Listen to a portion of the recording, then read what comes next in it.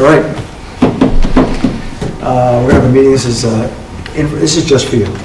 Thank you. This is an informational meeting on the changes to the regulations that we're considering. And so Leslie's, how long have you been working on this? A while. Yeah, wow. But it does change things. The idea is to make the regulations so they're easier to read, they'll be able to see online, people can figure out what's going on online as opposed to having to come into the town hall and things like that. And it'll be clear about what's allowed and what's not allowed. So, with that, I'll turn it over to Leslie. Feels a little formal. You can come up.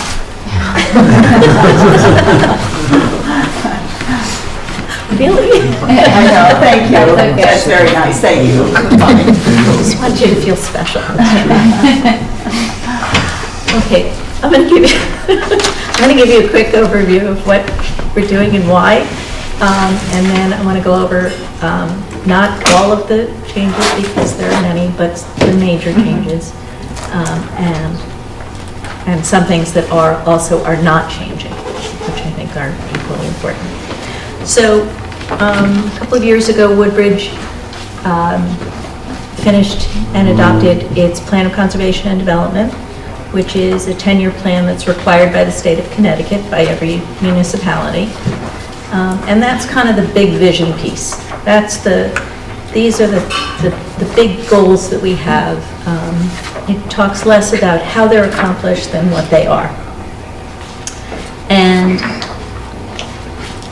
so one of the things that was included in the POCD was looking at what I'm calling downtown. Everybody has their own name for it, but some people call it the Flats, some people call it Amity, some people call it the Village. If there's a name that you prefer, I'm happy to use that one tonight, but as long as we know what area you're talking. Okay. So looking at that area and trying to figure out how to develop that area so that it does a few things. One is to encourage more desirable development. Okay, and I'll go into what that really means in a minute. How to preserve the two main residential areas that are down there, and make sure that those areas are preserved. And then also, how one of the goals of the POCD was to increase the tax base so that you can start relieving some of, or at least not exacerbating particularly the residential tax base. And then thirdly, the other thing that I was hired to do was to make sure that the new zoning regulations didn't exacerbate flooding issues. I have to say, I was down there this afternoon, and I don't think we've had a bigger rain than we did last night in quite a while. So I was there and I walked around a bit, and so it's wet. There's no question that, but it's not soggy, it's not flooded. There were literally 2 puddles that I counted. So whatever's been done there up until now is definitely working better than the stories that I've heard about days gone by. So, What area are you referring to? I'm sorry, on the west side The other side of the river on the other side of the river, where go across Bradley, where the ball 69. field is, and Okay. the animal shelter. Yes, over yes, there. okay. So, Yes. so this includes that area, and it includes basically from Lucy south to the New Haven border, rather. Okay. So I did take a look. So we're not starting with the worst in terms of the flood. Just can I just ask, where are you business owners, property? Do you live here? Property owners, we own Selden Plaza. Oh, okay, And great. where the June Street building is, which is Selden Street. Yeah, right behind Stop and Shop.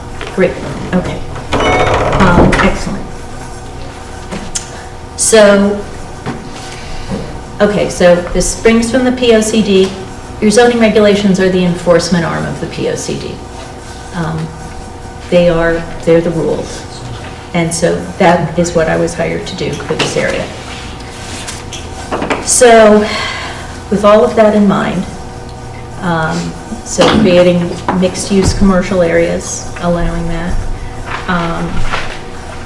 allowing the tax base to increase, which basically in most places, and certainly here, means allowing buildings to go up a story or two rather than going out, and not exacerbating the flooding issue. So, okay, some of it's fun, some of it's funny, and some of it's either serious or boring, depending upon how you take it. Did you get the handouts from the team? No. Is that it? I wasn't sure. Do That I was it. take Yeah, the they're- whole thing, or just kind of like, Right, easy. pages? It says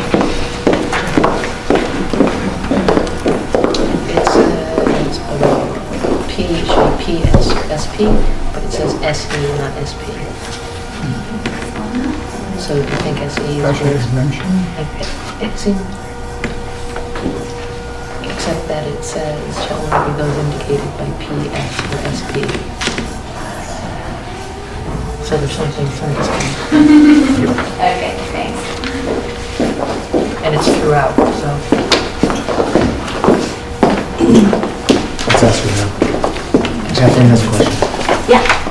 On the documents, it says uses permitted will be indicated by PS or SP, but SE is used on the table instead of SP. I will, Is it supposed to be SP? That's what. you do special exception as opposed to special permit. Is that correct? So it will be SE. I mean, that's what the title is. Yep. So it is SE, okay.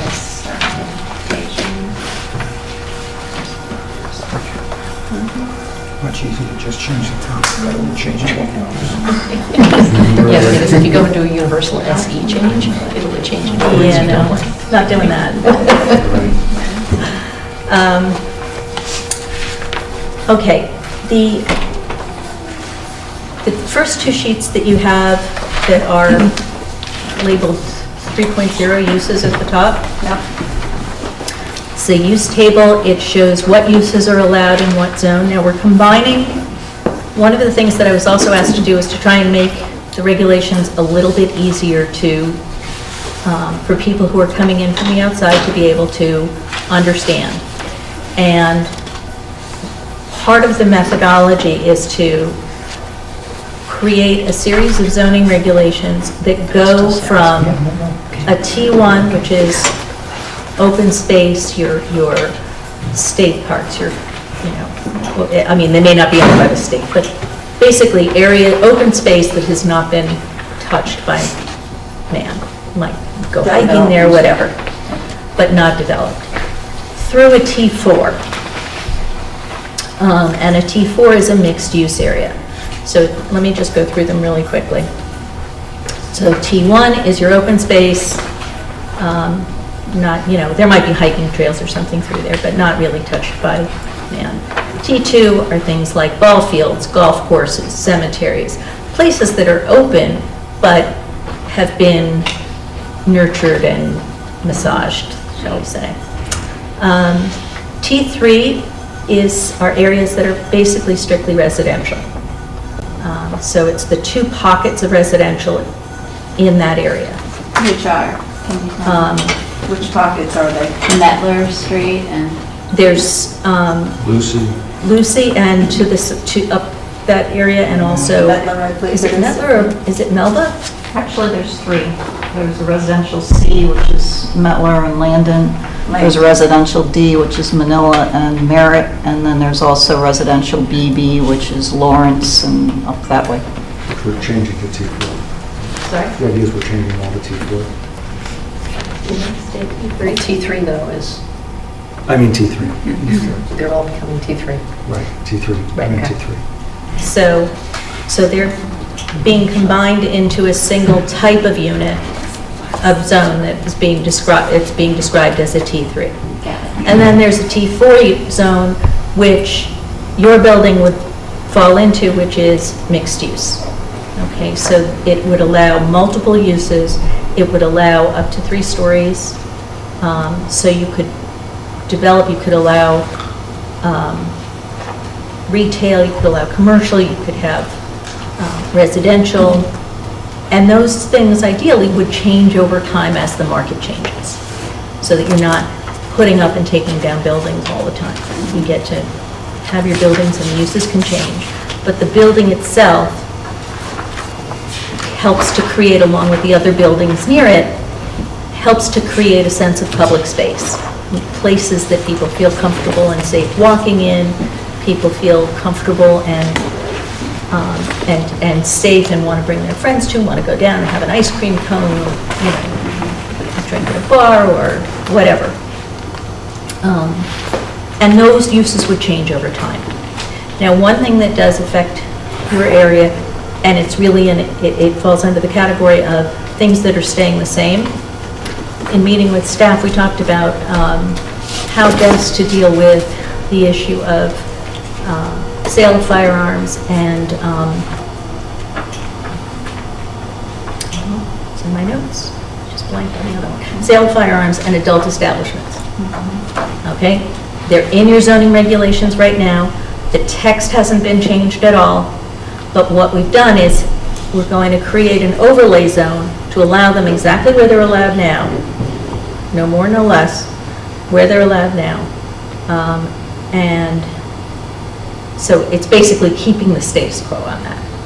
Yes, certain businesses you're talking about that would be allowed in certain areas and not allowed in other areas. Yes. But only the The gun and the adult, yeah, okay. So those are the two that would be what we call an overlay zone. And the overlay zone is where you allow something to happen, but all the other things that happen in that zone, so in this case in a T4 zone, all the things that are required in a T4 zone are still required, but in this case, in addition to all the other things, you'd be able to have adult establishments and sale of firearms, just as you do now, but it wouldn't be elsewhere.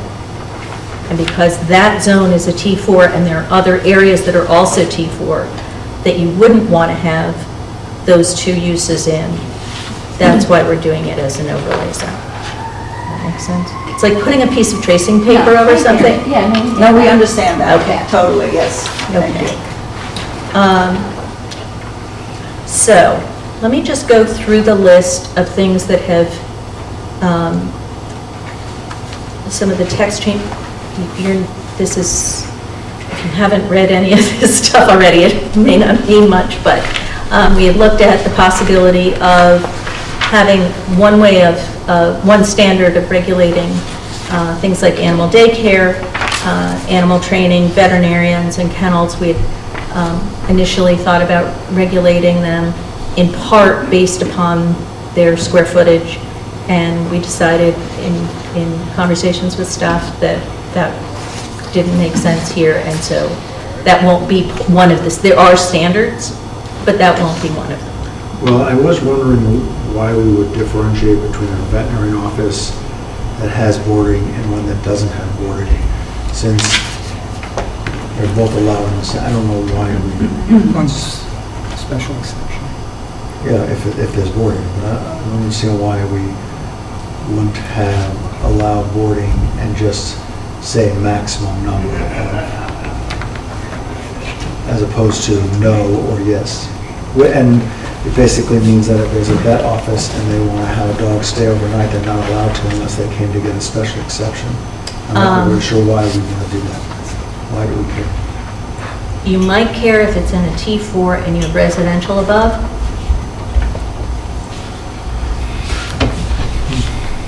And I don't think boarding would be considered if, for instance, the dog had an operation and had to stay overnight. Yeah. That's not boarding. What is that? That's- Sleepover? No. Slumber party. I don't consider that boarding. Well, I'm not actually, I wasn't so thinking of that, although that's a good point. I mean, I was thinking that there are vets that have minimal spaces for Oh, okay. boarding, that they don't hold 50 or 60 dogs, but there are some places that will hold 6 or 8 dogs. I was thinking in terms of Yeah, I know. where a dog has to be kept overnight. Yeah. Right. I was interpreting it as you were. Yeah. There's no right answer here, it's what you all decide makes sense.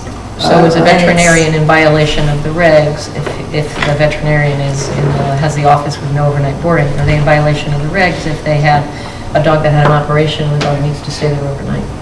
We could add something certainly to the definitions that describes veterinary services as something that, may not exceed 3 nights, 5 nights, whatever.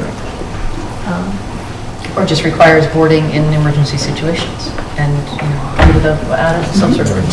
So then, if that's going to be allowed, which I get, then I'm going to go back to what we just, they want to board dogs, they can board dogs, they can only board X number of dogs. I say boarding is different. I understand what you're saying with the T4, but we haven't alleviated that problem by saying if you have an operation, you stay overnight for 3 nights. You still have the same issue. If it's but if it, as Kathleen suggested, if it's only for emergency care, so the night after surgery or something like that. Yeah, so I'm saying if we're going to allow that, what's the difference between that and letting some dogs stay overnight? Well, because a dog that's just had surgery is potentially on painkillers and drugs and isn't going to be yipping and yapping all night. Whereas boarding, if you have multiple dogs boarding, they could be. I don't know, I see the difference.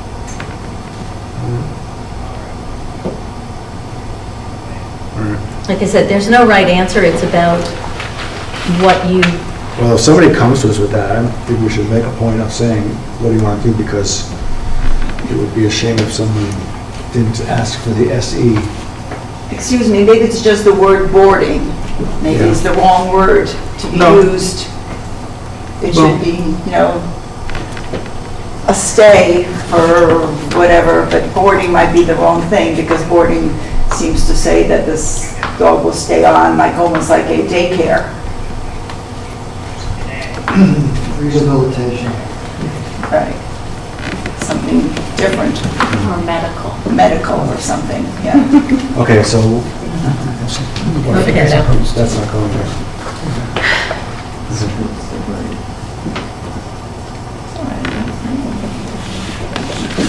let's see what I can come up with. I notice you don't have the adult establishment with boarding. Just saying. On TV, too. Jeff, if that's what y'all want, I'm just here. I've been watching The Deuces. president. Did you watch Deuces? No. Yes. So you get it. Except it's temporary. Yes, it's temporary boarding. It's by the hour. Okay, sorry. No, you're not. A little regression. Okay. That's good. The other thing we're not using lot size as a standard for our daycares and adult or childcare, adult daycare or childcare. It's regulated by the state, and so staff felt that was really, yes, sir. You have residential kennel here, but you don't have it in any zone?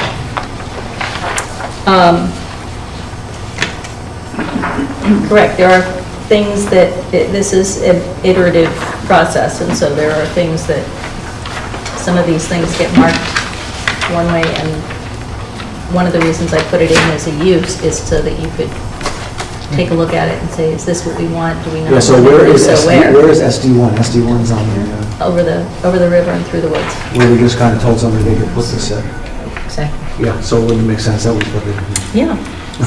So you just mentioned something about daycare and child daycare and adult daycare. So something changed regarding child daycare? The only thing that changed was when I put the initial draft together, there are a number of ways that you can create standards for a use. And so one way is that you can either limit to a certain size or it has to be a minimum size, but can be bigger, to certain uses. So, for instance, an adult daycare center might, you might require that you have certain amount of outdoor space per client. And that can work in some municipalities and not work in others. This is, we call this calibrating. It's, we try to make this as local as possible and make this work for the locality without losing sight of the bigger vision. So Would you also have the same criteria for child daycare? We're Yeah. asking because we have a business that is not child daycare, but has been referred to, the closest, I guess, description that we could come up with, because it's not in here specifically, was child daycare. So we were just curious if it's changing, not changing, what's changing. And what is the that's criteria for that? Yeah. Is it, do you still have It's to have the actually- outdoor space, and do you have to do different things? all those things are for daycare centers are actually by the state. It's the state licensing. And so I'm happy to go through what we have. Give me a minute and I'll find it. all. Is it changing or not changing?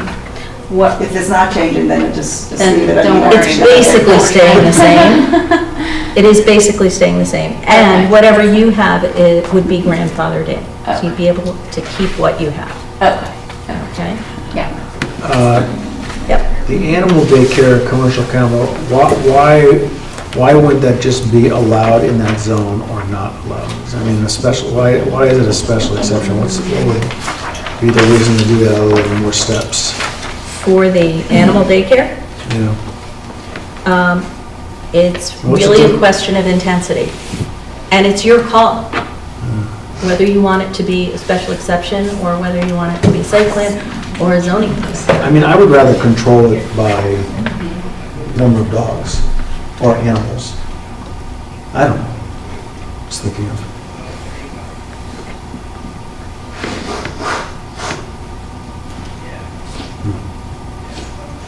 Okay, I'm going to keep going through the Yeah, list. okay. I'll put on my question mark. All right. We met with the town engineer regarding excavation and site work, and it's really, we just incorporated all of the changes that we recommended, and then it came through staff, came through the commission as well. So those have all been incorporated. Outdoor dining has been combined with outdoor seating.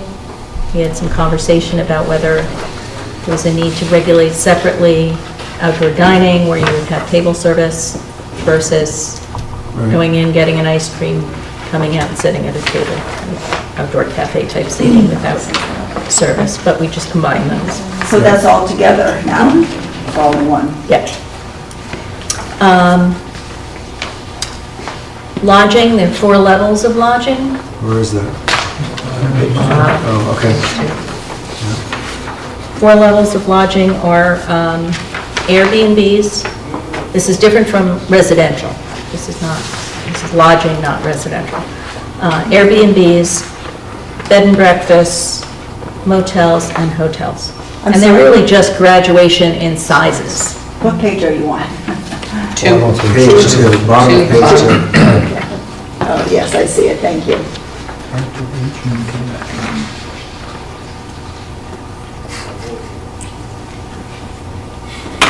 So again, in a T4 zone, it would be allowed, right now it's allowed by special exception.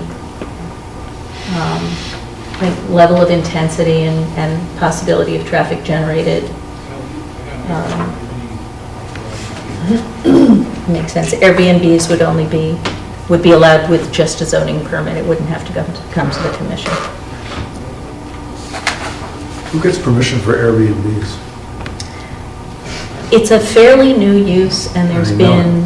And a lot of issues, I agree. There's some places that have had a lot of issues and some places that haven't had any. They are all over the place and people don't really know, which sort of falls into the category of, okay, then you probably don't have issues. But I guess it protects us if we have to bring it up. Yeah. Okay. Okay. One thing that we did change was the size of an accessory dwelling unit. And it's been 1,000 square feet. And in conversations with staff, it was recommended to change it to 600 square feet. Why? Of course, that's... What are you thinking is being used in an accessory building? This would be something like an apartment above a garage. So 600 square feet is not very big. I would invite Terry to address this. So, I mean, It's, like in-law apartments are usually 800. This is down in your downtown area, so this is not encompassing your residential A area, which may be larger. So currently now you have much smaller lot sizes. So we were trying to come up with something that would work with the existing lots that you have down there. This only applies to single-family residences. If it's a two-family house, then you wouldn't be able to add an in-law apartment. So this is page 3 where it says accessory dwelling units in single-family home. That's been Right. changed to 600 So square 600 feet. square feet is not above a garage. I mean, that would only be about 400 or 500 square feet, less than 5. In addition to something that's existing. It's a national trend for small living spaces. Yes, well, We presently have 1,000 square feet requirement for dwelling unit. There is no requirement, no ability to have an accessory dwelling unit presently. And in most zones, we have a 1,000 square foot requirement. And I've had the occasion to require people to make their home in that area larger than they desire to. so the 1,000 isn't, it's a minimum. For a dwelling unit, not for an accessory. We For an currently accessory. don't allow any. When you had 1,000 square feet for the accessory, it was a minimum? Or it's up to? We don't have an accessory. We don't have an accessory Presently. minimum. So what do you mean it was 1,000, you were proposing 1,000 before? She was proposing I up wasn't. to 800 square feet. So, I don't know. And you're changing it to up to 600 square feet. And there was another place that it jived with. 600 square feet. It's not. But it's an accessory dwelling unit in single-family homes. That's, Remember, this is, just remember, this is not zoning. I know this is down in, What's the size of lots? some could be half acre, right? Or something like that.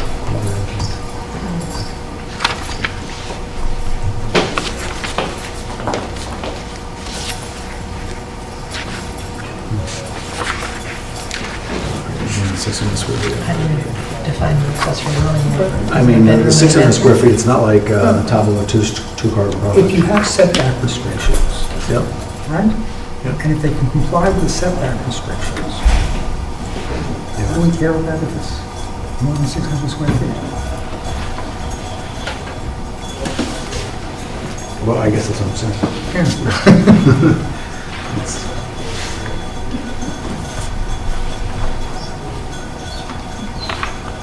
Isn't there another way to control the size? 600 is pretty small. And it depends how much coverage there is in the lot. And if the lot can hold more than 600, why wouldn't you allow them to have more than 600 as opposed to saying you can't have any more than 600? The 600 is a minimum. No. Oh, you think 600 is the minimum? Oh. You thought it was a minimum. I did. Yeah, so I understand. Okay. Okay, let's go. Never mind. Never mind. I invite you to consider the display, there's a remarkable display at the local IKEA. It shows a complete dwelling unit in 350 square feet. Yeah, I understand that, but that's not typical for being on the boroughs. I mean, and 350 square feet is maybe a unit in York. So, Well, then you haven't gotten there yet, but when you go to building coverage in those particular districts, that building coverage is smaller, so you would have to be going up. yeah, I understand. Because it would go down to a 25% maximum building coverage. Right. I mean, there are other controls going on here, so you may end up with less than 600. Okay. So did you buy one of those IKEA units? I didn't, I can't figure out how to put them together. Well, you only need 250 square feet, so it's a little bit smaller than a two-car garage. Your use table was also adjusted to include telecommunications in terms of antennas, but not in terms of towers. Towers are the sole jurisdiction of the siting council, Right. so that was updated. The section on stormwater, we are sending to Bob Piscola. Where are you? I'm on my list. Well, let's go back, like, for gas stations, why don't you want a gas station SD1? There was some concern over tankers going over the bridge. It's a brand new bridge. Either bridge. What? I don't know what they're rated for.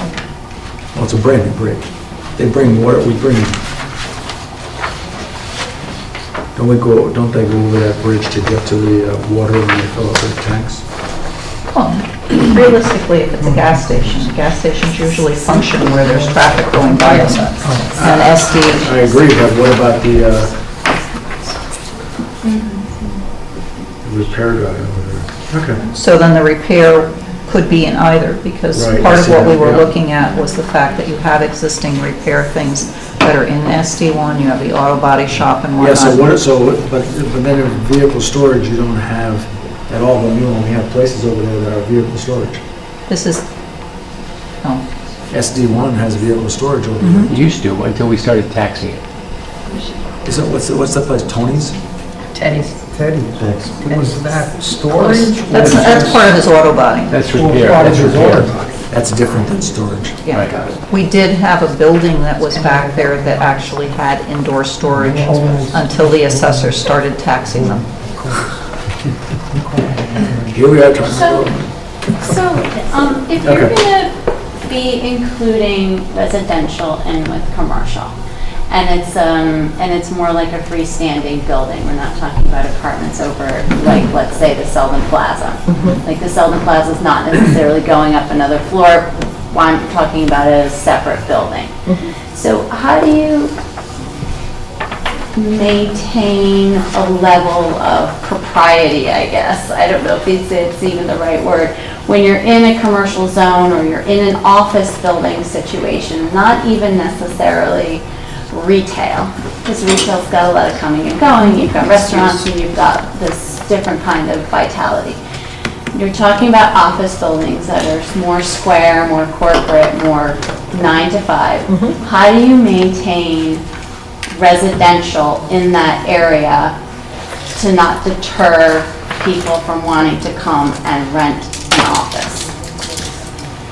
The goal is really to allow a variety of uses so that as the market changes, you can change those uses within the building. So that if you have, let's say you have 6 units in a building. Okay, let's say, 3 on the bottom and 3, just make it easy. Typically, you're going to have your sort of walk-in traffic on your first floor, but not necessarily. You may have that may work for 10 years. And then the market for commercial or retail space starts to wane, but you still want to be able to rent those units. there's no reason that you couldn't then change those units out to be residential, or conversely, if the market for commercial space really picks up, and those 3 units above that have been residential for the last 10 years, that market starts to wane, and you want to be able to put commercial on that second floor, you can then... You can do it. You can do it without it being a hassle, and without, not only without it being a hassle in terms of planning and zoning, but also without having to go through major explanations Change of use of kind of why Right. you want to do it and why, we're changing those regs to make it more flexible so that you can do that over time. Doesn't mean that you have to. Also, by the way, it's not that uncommon. I mean, these kind of mixed use with offices and residential and retail, commercial are being put up like all of us. So I don't want to tell you how to develop any property, but you could be putting residential here and then have a parking area or a courtyard in the back. You could have retail and offices. Right. I mean, we sort of, we totally understand the concept. I mean, downtown New Haven's full of it. And it works there. I think we're just speaking very specifically, I guess, about Hazel Terrace because we have offices and exist that has some residential in there, and the residential looks like crap. Oh, but you're not talking about, but this is not talking about that. Yeah, you're not talking about, This is talking about if you In the decide same you unit. want to take the offices on the second floor and put residential on the second floor. I know Yes, that's you're what right. you were saying, Right. and I understand that this gives us Right. the flexibility for that. Right. But on the other hand, Yeah, I know. when it's coming in, it's a great idea if it's a wonderful, nice property and it stays that way, but if the comps don't support that in the neighborhood, we worry about what is going to become of those particular residential residences. I'm not necessarily talking about the fact that that particular person would have the flexibility to change over to residential, or if we said, gee, all of a sudden now we want to have residential from our office building. I understand that this is a benefit as far as that goes, but, Hazel Terrace is general business, right, it's and a, we wouldn't want the zoning to be changed to residential. No, well, that's, Yeah. well, it It's just not- allows Multiple for uses allowed. residential. It allows for residential, but what I'm saying is there anything in the regulations that maintains a level that isn't going to become crappy, schlocky residents, Well, you'll have you know? control. But there's no difference that if business goes in there and becomes schlocky. No, but we No, but can there's- control that. there's- A business that you don't own. No, I understand If that, somebody but if sells the somebody's- building, That's true. a residential building, and they put up an office or put up something else, and it turns out to be schlock, there's no difference. Well, You don't- it's not gonna become, the next Macy's on Hazel No, Terrace. of I course. totally understand that, but a commercial building is going to have, a more standard commercial use. You're not going to necessarily have cookouts that start at, I don't know, noon on a Friday that get rowdy and crazy, or have children's toys all over the place, or have ratty furniture that's pulled out in front. Those So are all we- things you can control in a lease. No, but, no, but you're not getting it. Okay. Well, actually, I regs just want, can't- just quickly, she's not actually talking about property shields. She's talking about, up Other in that houses. area, there are freestanding residential Yep. houses. And that's what she's talking about. Only 3. Okay, And they look, and they are not but good. they're not necessarily going to stay there forever. You certainly hope not, but but there's a lot of sort of investing in potential, and Yep. my mom said never to do that. You always have to kind of go with none of us can control how our You have to know neighbors what you're maintain doing. their houses and their yards, and that's really what you're talking about, Yeah. right? And the None of regs us don't can that cover again. stop our that. neighbors. Say again? I mean, you can be in residential A area, we have the same problem. We could have somebody next door who doesn't take care of his lawn, doesn't paint his house. It is, it's an issue, but I think, I just personally really feel like it's less of an issue when you're talking about commercial. I just feel like the uses are more professional, I think you're going to get a more cookie cutter product. I just don't think you're going to get that wide variety of God only knows how people live when they go home at night. But we're not, but these regs aren't going to change Hazel Terrace to be only commercial. Right. It's already mixed use. It's not, it's general business. With residential and... With residential. There is, but the residential came in, being allowed to come in, that it's general business. No, residential started there. and Way before It was residential first. Exactly. Right. Residential There was may there have before. been, right. There was a farmer there, the one that's right up on top of Hazel Terrace, which is now, the Glenn's house. So we're not going to kick And that was- residential out.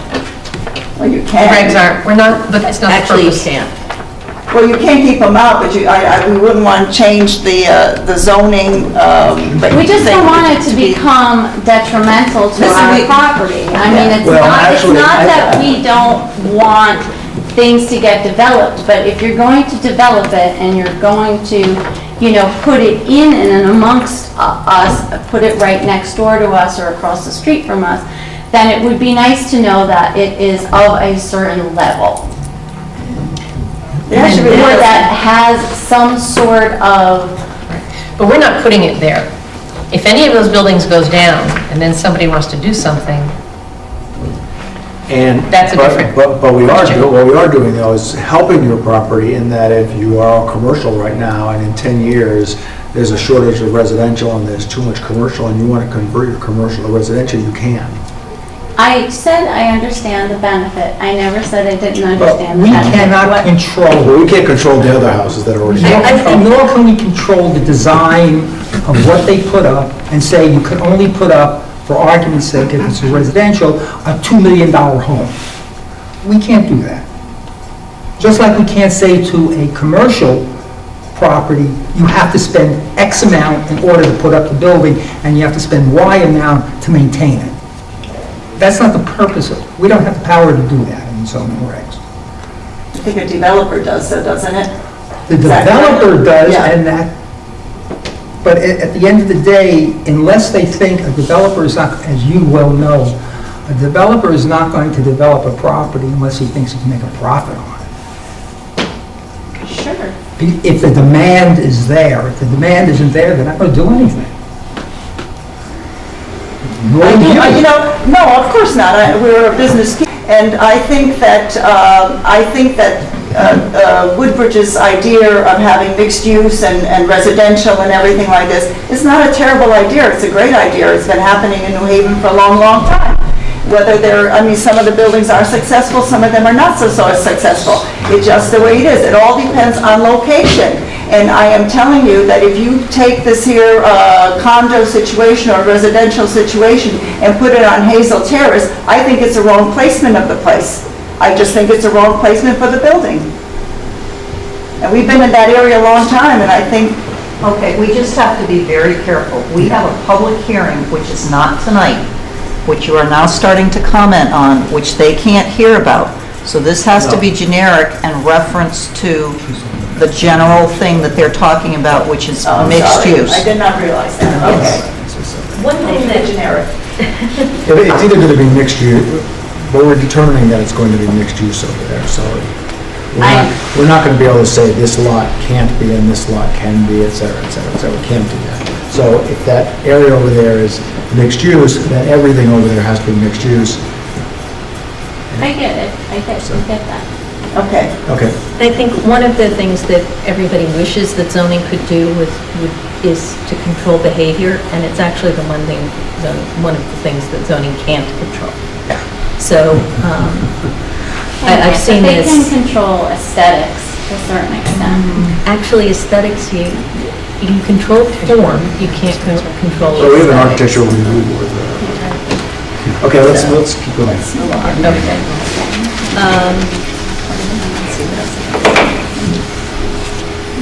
Okay, do you have anything else on the use table? If you want to...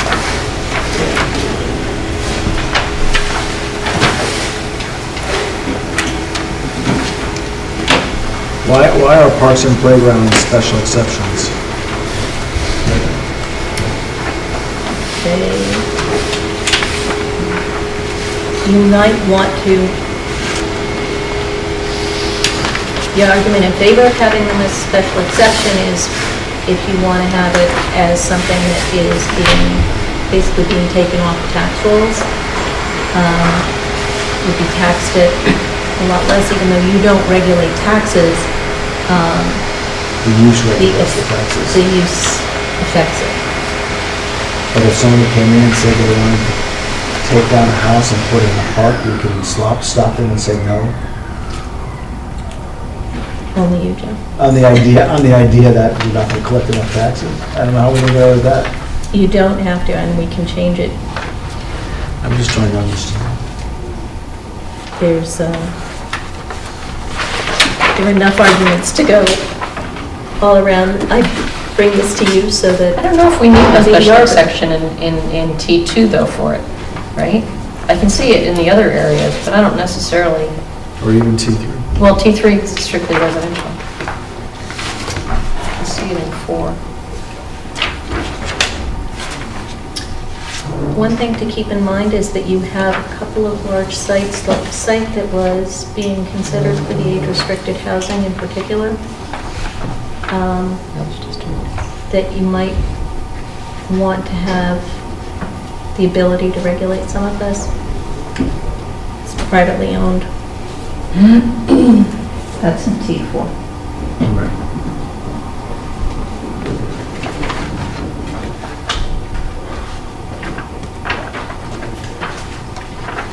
I'm happy to take it out of... Well, certainly take it out of T2. Now, in T2, you have, Ball fields. yeah. So, Like the How ball do you- fields or do you- the cemeteries. care? Do you want to, what kind of permitting do you want that to have?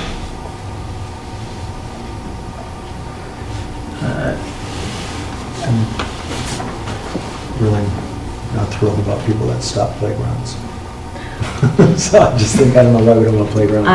Please let it never be said that I Yeah, I am know. someone who tries to stop playgrounds. I guess what I'm looking at this thing and saying, how much regulation do we want to give people? We already have too much regulation in our lives, and saying that we want to get a special exception for a playground in a place that's going to have ball fields and... One of the reasons that you might want to have some oversight over it is that they often use certain fertilizers on the grass, there's certain maintenance issues, there might be things that you want to hold. Well, we have those rules already. I don't know if you... Okay. Might be noise and traffic issues. I think noise and traffic actually. Next to a ball field? All right, let's go. But then what's the right status then? Yeah, give me a letter. Is it zoning permit or a site plan approval What are you looking at? for the parks and playgrounds? It has to have something. If we leave it blank, it's not permitted at all. No, it's only as special exceptions. No, but if you're taking out special exception, is it just site plan or is it out of permitted? Well, I was moving on, just leaving it as a special exception. So, You're just a bother. well, I thought I had good reasons, but nobody really joined in with me here, so it's not that big a deal to me. How many playgrounds are going up? All right. I think site plan. There you 2, go. maybe 3. What's the 3? Residential. Residential. Well, certainly for 2, I'd say site plan. Okay.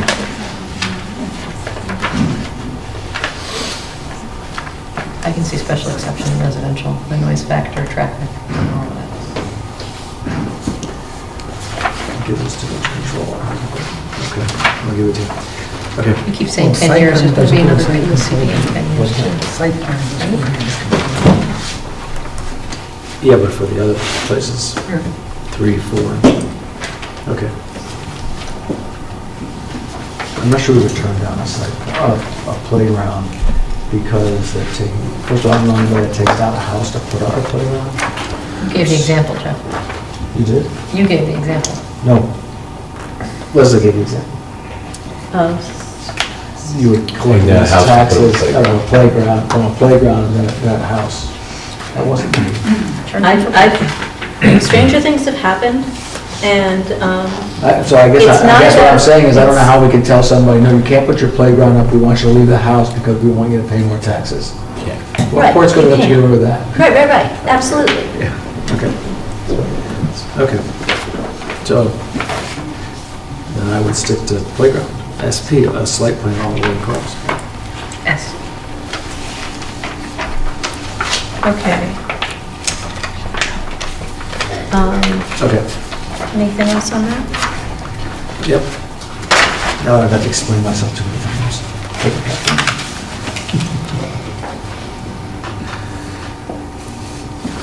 Okay, I see what they're like too.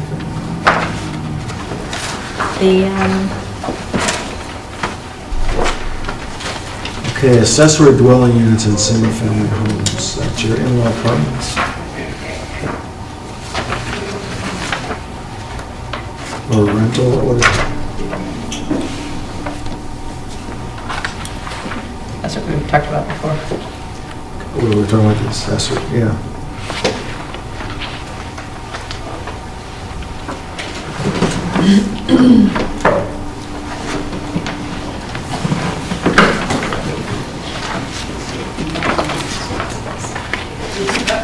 On the next page, I have a question.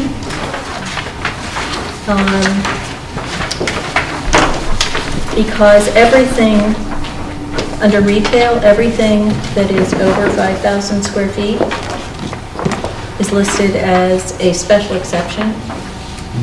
You just take out all the rest of those lines and just have it as everything over 5,000 square feet. Makes Yeah. sense.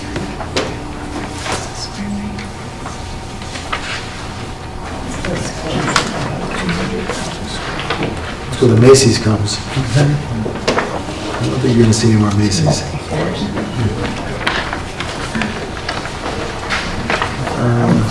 Did you have farmer's market someplace else? Yeah, that's where it says the agriculture.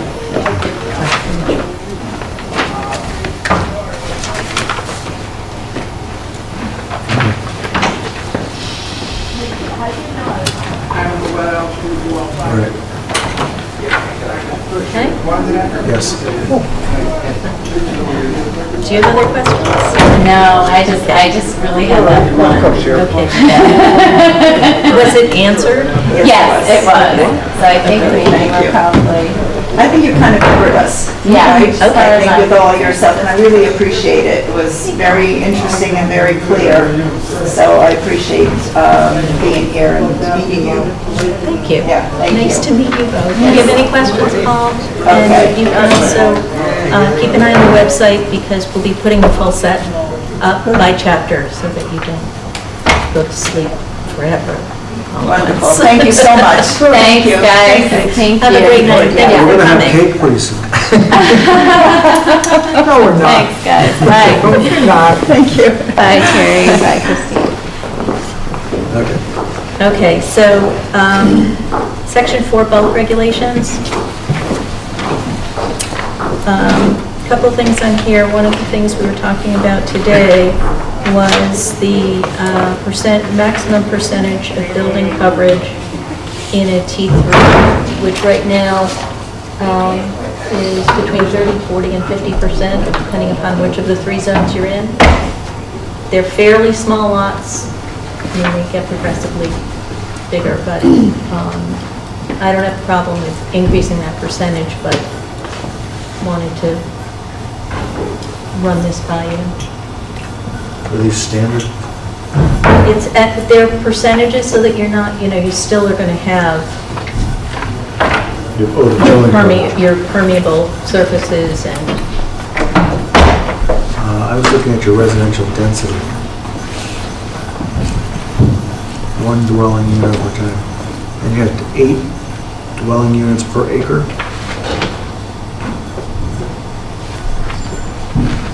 maximum Yeah, in a T3. right.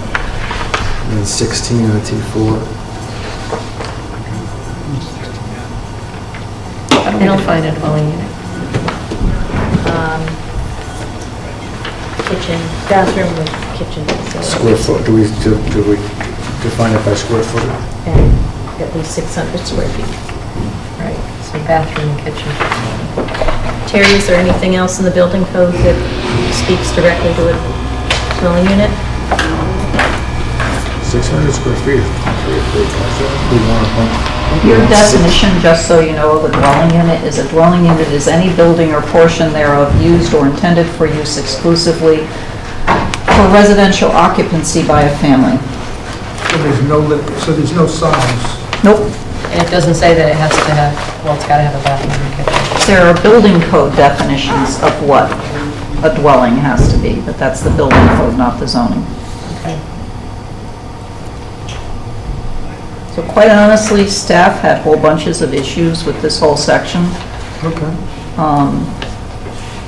One of the biggest problems that we have, in a sense, is that T3 combines 3 existing districts which have totally different sizes, setbacks, and whatnot, and this tries to throw them all together and then not really recognize what's there or what's existing, and in some cases throws bigger setbacks on them than are currently there. For instance, for some of the lots that are down in the residential D, which is down where Manila and Merritt are, where you've only got lots that are currently 40 feet wide.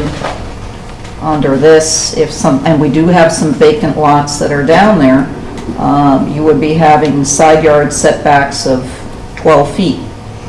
So when you have a 40-foot wide lot, you have 2 side yard setbacks of 12 feet, you do the math, you've got a 16-foot high or wide house, and I Okay, understand. which is a standard row house in New Haven, by the way. But currently, you can build up to, I think it's 3 or 6 feet away from it. So if you go down there, most of the houses are already wider than that. So it's just a cautionary thing to you. Clearly, these are regs that you guys are developing, but as staff, we really want to say to you that expect that you're going to have people from those areas come out and truly question what you're doing in here. Because these are huge changes. So, not that big. No, We they're should huge have- changes. I mean, the Okay, problem okay, is okay. that, you know, like Terry and I were talking today, and we've been here 20 years, almost. I'm 18, he's over 20. And so we deal with these things on a regular basis. So mentally, we can go down each street, and we have a fairly good idea of what's developed, what's not developed, you know, and whatnot. And we understand thoroughly what you're trying to do. But in particular, this T3 section is just, we think, tough. Because these are pretty much well-established neighborhoods, which probably, you know, yes, they could change. Somebody could come in and, you know, strip down the whole thing and build something new. But the odds of that happening, even in 20 to 40 or 50 years, those houses, some of them have been there much longer than that. Okay, so that's what our point is. Our point is to combine these and to try to make the regulations a little bit more amenable. I get your point. I think we should look at it. I really think, though, at the next, we should bring a map so we can be looking at those neighborhoods, and actually maybe we can even do some graphics that shows what's allowed now and what we're changing it to, just so we can see. I would also like to know if we have an idea of how many vacant lots there are that it would affect. We'd be happy to help you Yeah, out. we can with give that. you that. That's easy. I'd like to know, I mean, where are your concerns? I mean, that's why if we have a map, and there are we Yeah, it may identify help you vacant lots, look at a where map. are so areas we where should- you're let's- most concerned? Yeah, let's look at the map, and then we'll. Yeah. I mean, you know, the stuff that's in the GB and the BI and that's pretty straightforward. There's not as much impact to the people that live there, but these things can really have an impact on them. And they're truly thriving little communities. Well, we don't want to change the community, obviously. But if we can see where it would affect undeveloped lots, because obviously anything that's been developed already Yeah. is grandfathered in, so it doesn't make any difference what the hell you do. Unless they take it down and rebuild it, and then they've got to meet these standards. Well, but then they know beforehand they try. Right. Then they're fully aware, as opposed to somebody who has a vacant piece and has it for a while. Right. So I don't have much, you know, So we can Yeah. totally give you a list of that. thank you.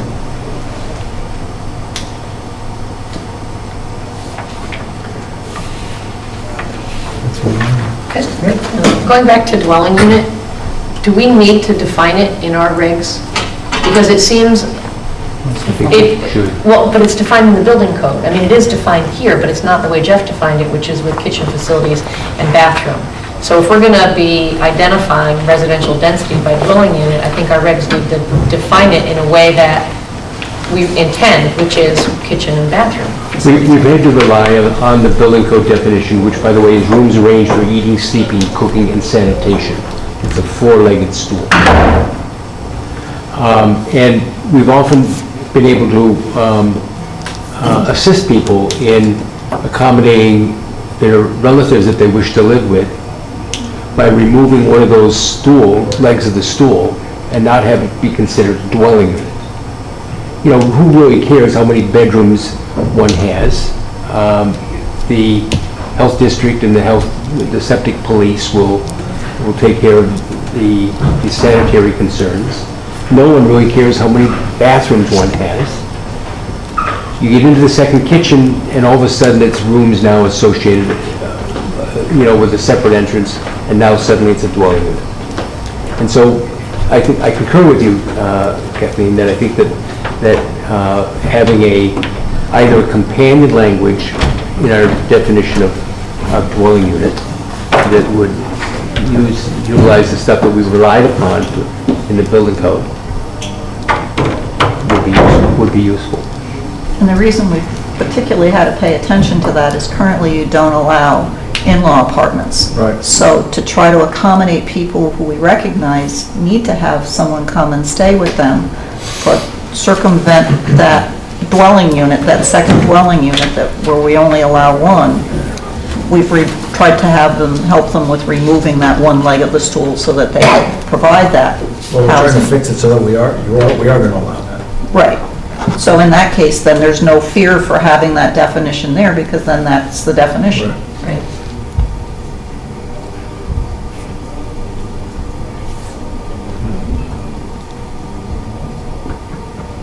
Who does that? Who does what? Define a dwelling unit? I mean, currently, Well, when we we have a discussed definition this, for we were going to have a definition for dwelling unit, well, there is a definition for dwelling unit in the definition section, But it's- and they were going to add a definition for dwelling unit accessory, which would more likely than not be the in-law apartment. Okay. Yeah, So so it's- we should look at, like, Orange has a good definition. Whatever, we just need, we thought there was a need to have They have more than 600 square feet. whatever it may be. Minimum. Minimum, it's a minimum. I get it. Oh, you want to increase the minimum? Yeah. I was thinking that we should increase the number. Builds character. Well, I think that one of the things people are going to be concerned about is having, because after it's an in-law apartment, and suddenly it's not an in-law And then apartment, it's a rental it unit. becomes a rental. And So then do you want to make it a you maximum? have that many 600 square foot, that's a lot of rentals suddenly you've added in there. I was just thinking of a grad student living in one versus another. I hear what you're saying, but yeah, then do you do the maximum versus the minimum? I don't know the way to resolve. As opposed to a minimum. Well, Orange's in-law apartment has a maximum. That's the Vatican's. Vatican's is much more than that. Which I think is around 750 square feet, which also isn't very big. I mean, it's basically a bedroom, a living area, a kitchen, and a bathroom, period. One other thing that's on this page that we did discuss, and we didn't have a resolution to between staff and Leslie, was that under lot width, it becomes a maximum lot width rather than a minimum lot width. And we understood that the reason for that was to encourage more units or more lots, tighter whatever, but it kind of flew in the face of anything that we knew. I mean, there's nothing to preclude you from having 2 buildings on a lot that's got more than 100 lineal feet of frontage, Yeah. but saying that a lot could only have 100 lineal feet of frontage. The goal is to keep from having a monolithic Right. looking building that goes up that has, 5 doorways all, plunked onto a building, and it gives you can end up with a very monolithic look that can really detract from an area. It's one of those things that people don't like to walk by. There's a general rule of thumb that between 25 and 30 feet is the maximum of a blank wall or a wall that doesn't seem to be inhabited, a wall that has windows that always have the shades down, for instance. People won't walk past that. They won't pass. If you think about a mall, the malls are very scientifically designed, and you have your anchors at the either end, and then you have all the small shops. And if you measure the width of many of those small shops, some of them have gotten bigger over time, but that's been as malls have started to fail, and they've taken up extra space. The way malls were originally designed were with these very small storefronts, and they're all about 25 to 30, no more than 30 feet wide. And that's what keeps people walking from one end of a mall to the other. That's the human behavior science behind it. But then if you look at a street like Research Drive, which is all office buildings, and you look at those buildings are more than 100 feet long. And who walks by them? Nobody, but this would apply to that district. So you have vacant land in there that can get developed. And so if it was to be subdivided, it would have to be subdivided into lots no longer than 100 linear feet in length. Your building frontage, your frontage build-out, if you have, just for ease of math, a 100-foot wide lot, and your frontage build-out is 60%, your building has to take up 60 feet of that width. But it has to do it in a way that is not, that has it has doorways, it has some kind of undulation, some kind of differentiation. As soon as you start getting those really big lots, you get those really monolithic buildings. I think for the next meeting, we need to bring examples. I understand what you're saying, but I don't I think the understand what building you're saying, massing too. here actually does what you would achieve. It sounds like you need maybe proportion, or I don't know. So I think we should bring examples so everybody can look at what we're talking about. I think that there are other ways to achieve it, and it's been done. If we look at on Broadway in New Haven, those 4 very broken up, it looks like 4 different buildings, very successful retail. Along where the co-op is? Yeah, just down from where the co-op was. We're both dating ourselves, but yes. The old brewery. There you go, I remember that too. But that's one big, huge building. Right. And you would, from the outside, you cannot fathom that, but it's all one piece of I think that's structural Leslie's steel. point of, if you were in a mall, it gets divided up. Right? But in this case, they would have to be Also- separate buildings. I get it. And there's no need necessarily for separate buildings. There are other ways to achieve that goal, I think. I agree. I mean, even 245 Amity, the length of that is more than 100 feet. And clearly, when you look at it, it's got that moderation to it, so that it doesn't look like a big front. We have some concern about the effect of some of these regulations will create vast parts of our community as non-conforming in their zoning status. And then, of course, they're legally non-conforming, but it is something that we should go in with our eyes wide open about. Well, that's how we're gonna bring drawings to look at. And then we'll see how proportions, it'll be very clear how this is.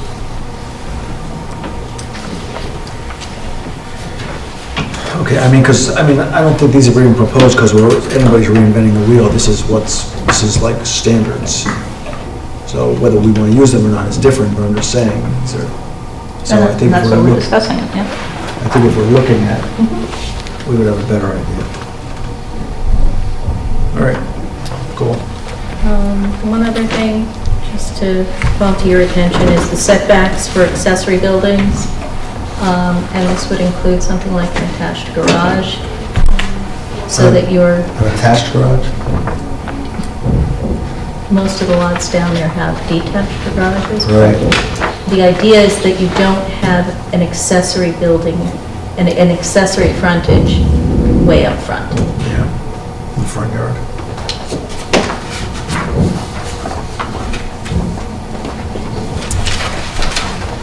And then, Yeah, again, so all these things, I think we need to be looking at a lot size that we have and what you can do with it. yep, Okay, cool. okay. Do you have anything else on that? And,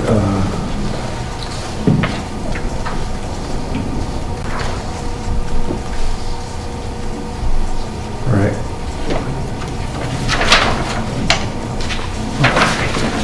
Go to the page that looks like this. Handout.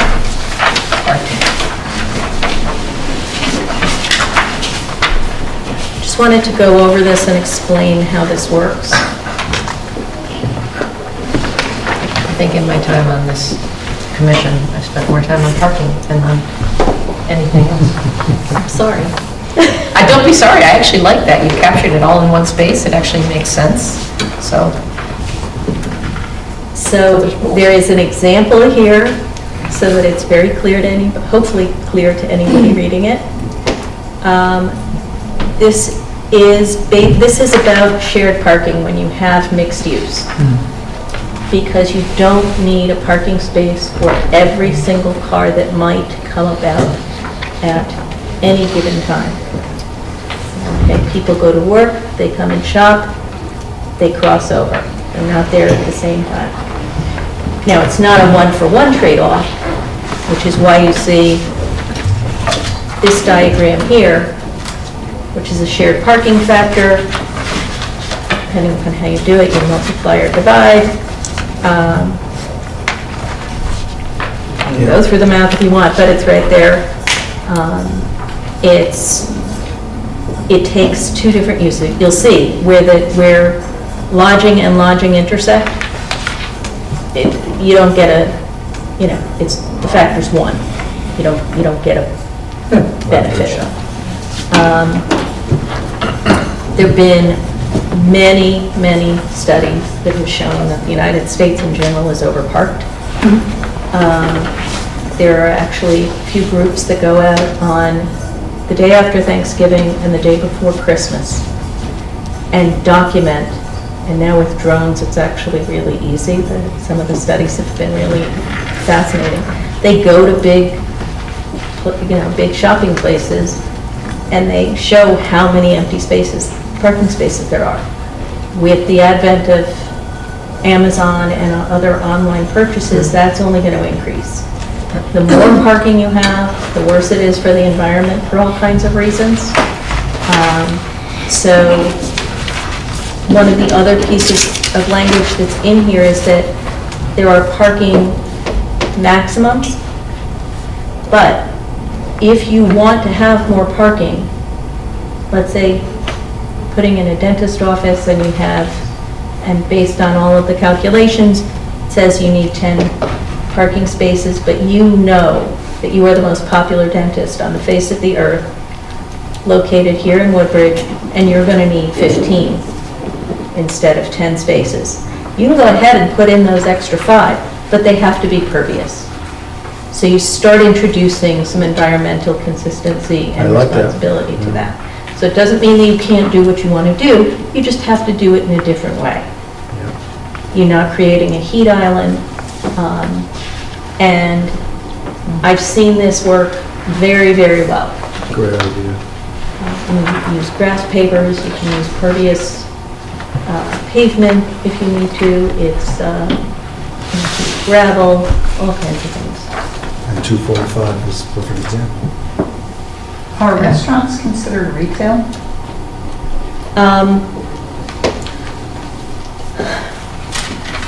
There isn't yet another table that does have,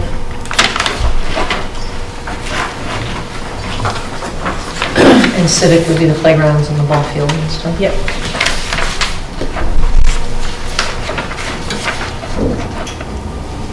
Restaurants are considered retail. So under basic standards, that chapter has this chart like this that gives guidance as to where things fall. In addition to that, are you in 5, Jeff? No, the front of 5 looks like this. You may not have it with you. I'll give you mine when you have that. We only got 1, 2, 5, and 6. Those are the handouts, these are the full Okay. chapters that you've got. Okay, cool. And again, in that chapter, and they'll be going online and getting to you. In chapter 5 in basic standards, it's got the chart with the maximum foot candles, so that you're not overlighting spaces. It's got a section on street trees, so that you're putting in and selecting trees that are appropriate for a street and won't do things like many trees in Woodbridge and surrounding areas have done in the last 24 hours, which is fall over. Trees that don't heave sidewalks, things like that. So this is filled with tables and charts, all of which will be going online.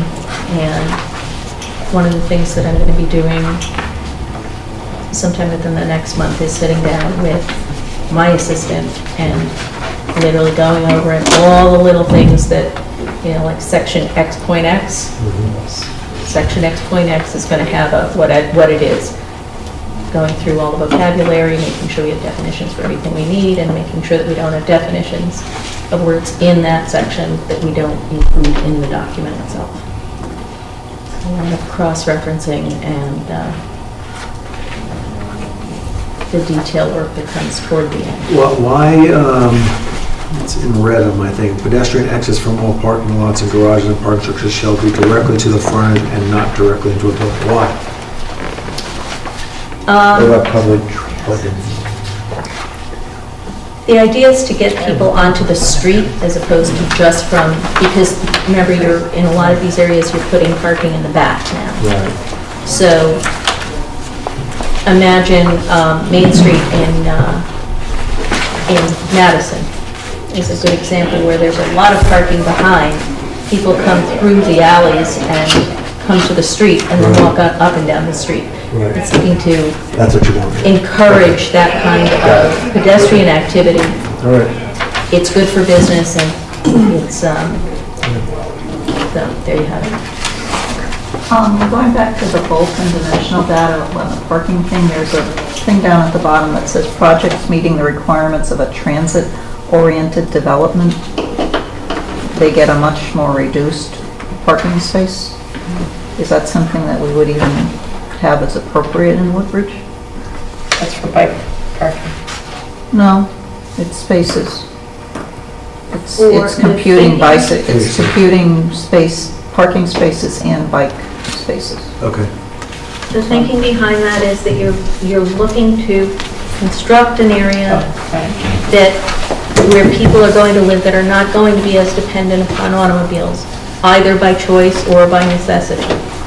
And giving a developer, that's where you can give a developer that kind of a bonus. Again, developer has the right to build those extra spaces if the developer chooses to, they just have to be pervious.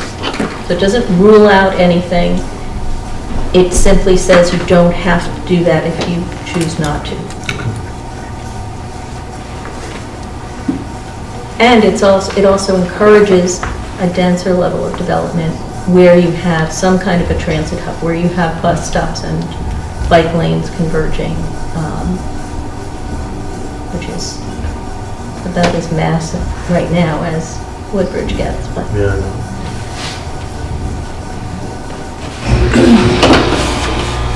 All right, cool.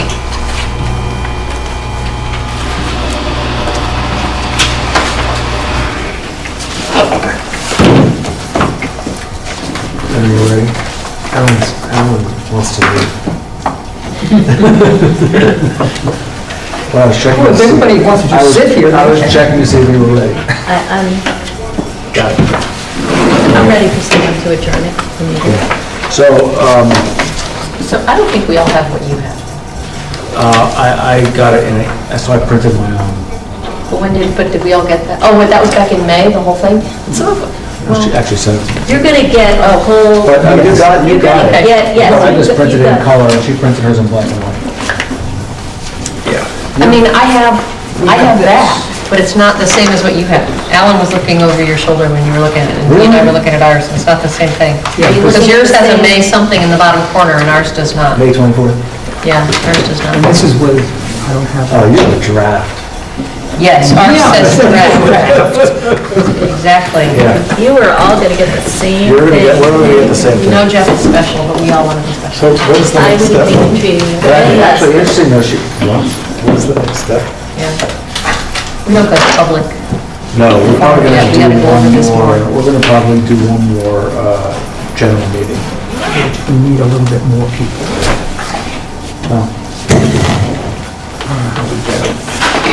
I know how to get here, but I'm not gonna tell you about it. Okay. Tell you.